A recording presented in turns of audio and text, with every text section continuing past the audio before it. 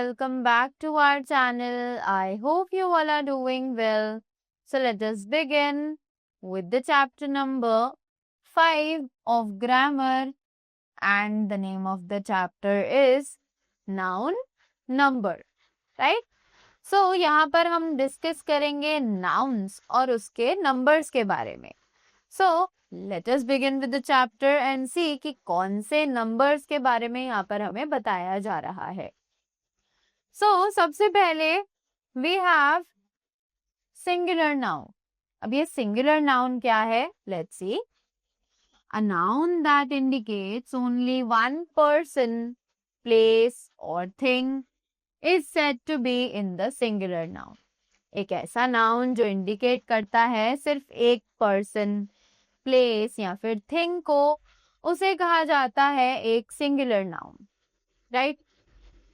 So we have the examples: table, chair, boy or girl. Correct? Then next thing that we have is a plural noun. So अब ये plural nouns क्या है? A noun that indicates more than one person, place or thing is said to be in the plural number. एक ऐसा noun जो कि indicate करता है एक से ज्यादा पर्सन, प्लेस, एनिमल या फिर थिंग को, उसे कहा जाता है प्लूरल नंबर. जैसे कि एग्जांपल्स दिए गए हैं: tables, chairs, boys, girls and etcetera, right? So ये थे हमारे नाउन के दो numbers, that is singular noun and the plural noun. Singular that represents only one thing and plural that represents more than one thing, right? Now, next thing that we have is the rules for changing singular noun into plural noun. अब कुछ rules हैं जिनकी help से हम singular nouns को plural nouns में आगे change करते हैं.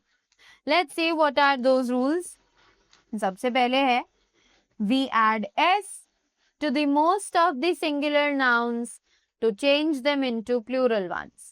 कि हम s ऐड करते हैं बहुत सी singular nouns में ताकि हम simply उन्हें उनके plural nouns में change कर सके.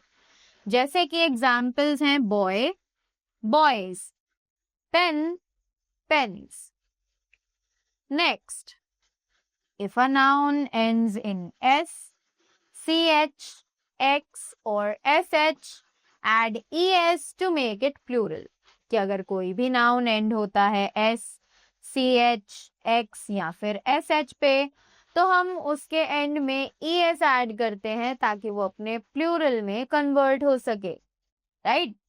तो एग्जाम्पल्स हैं बस, buses, bunch, bunches, fox, foxes, dish, dishes. Then next thing, if a noun ends in y and y is preceded by a vowel, कि अगर एक noun end होता है y पे और उस y से पहले एक vowel आता है, तो we add s to make it plural. तो अब हम उसमें सिर्फ s ऐड करेंगे ताकि वो अपने plural में convert हो सके.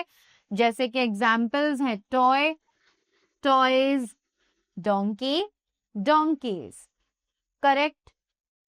Then next, if a singular noun ends in y is preceded by a consonant.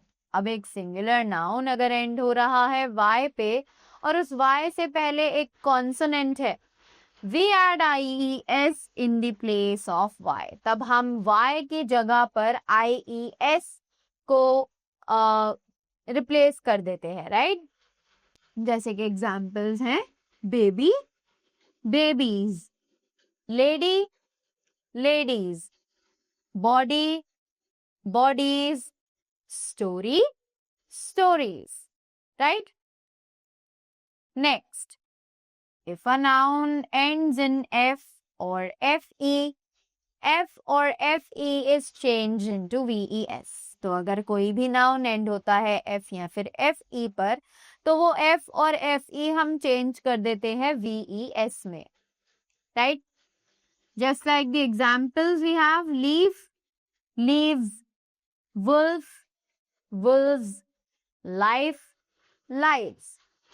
However, there are exceptions to this rule. अब इस रूल के लिए कुछ exceptions है, यानी कि वो end तो FE पर ही होते हैं या F पर होते हैं, बट उनके आगे हम VES नहीं लगाते हैं, right? जैसे कि examples हैं, chief becomes chiefs. We simply add S to their end. Handkerchief, handkerchiefs. If a noun ends in O, we add ES to it to make it plural. कि अगर कोई भी नाउन एंड होता है ओ पर तो हम ऐड करते हैं ES ताकि हम उसे उसके प्लूरल फॉर्म में कन्वर्ट कर सके. सो एग्जाम्पल्स हैं tomato, tomatoes, potato, potatoes. Some nouns do not change in their plural form. अब कुछ nouns जो है वो अपने प्लूरल फॉर्म में चेंज नहीं किए जाते हैं, राइट?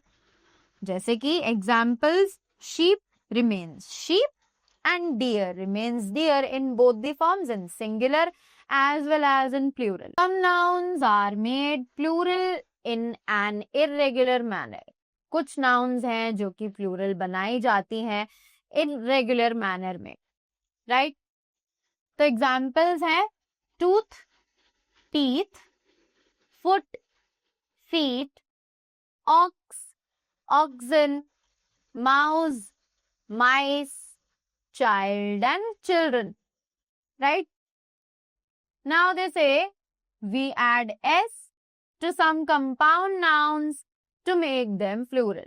कि हम S add करते हैं कुछ compound nouns में ताकि हम उन्हें plural बना सके, right?